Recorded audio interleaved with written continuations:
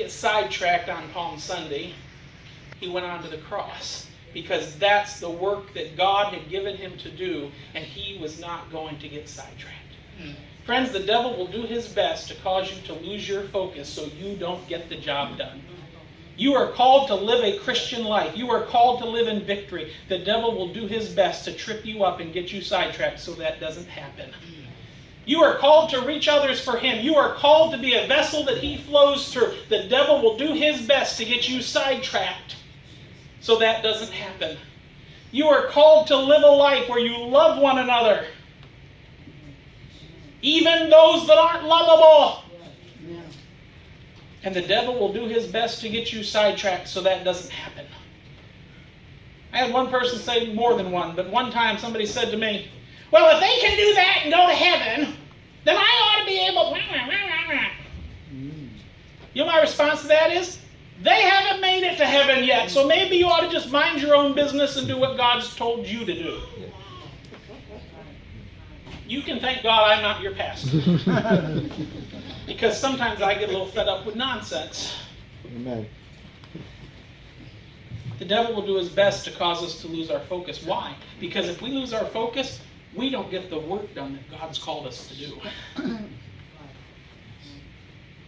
Jesus testifies as he's praying to his Father and says, I finished the work you gave me to do. I've glorified you with my life. I've manifested you. I've made you real to others. I've shared your words. And then by his very testimony of all that he did, he testified, I have kept my focus. I have not gotten sidetracked. I've finished what you called me to do. Someday every one of us will stand before God. Now here's the amazing thing. We don't know when God's going to say our time on earth is done. We don't know that. I sat with an elderly man one time when I was calling Pastor V. He mentioned a lady in the church the next week she was going to be having... Now this, I say elderly. He wasn't really elderly. He was only about 65 or 70. That's not elderly. It was when I was 20. The older I get, the further elderly gets being pushed up. I pastored a lady one time. She said, I feel bad for old people. I said, how old are you? She's 86. I said, how old are old people? She said, oh, they're older than me. The older you get, the older old people become. And I'm sitting with this guy, 65 years old probably. He says, hey, Claire is having a birthday party, 90th birthday party next Saturday. Are you going to Claire's 90th birthday party? I said, yeah, I plan to go.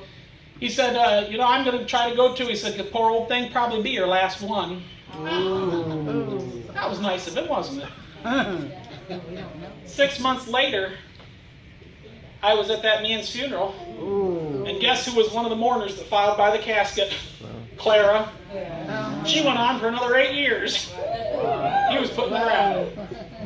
Now, I tell you that not to warn you about making statements about going to birthday parties. I tell you that to illustrate the fact we don't know when God's going to say our time is done. Amen. But our responsibility is to live in such a way that whenever our time is done, the work is done. And so the only way to do that is to live each day and finish each day.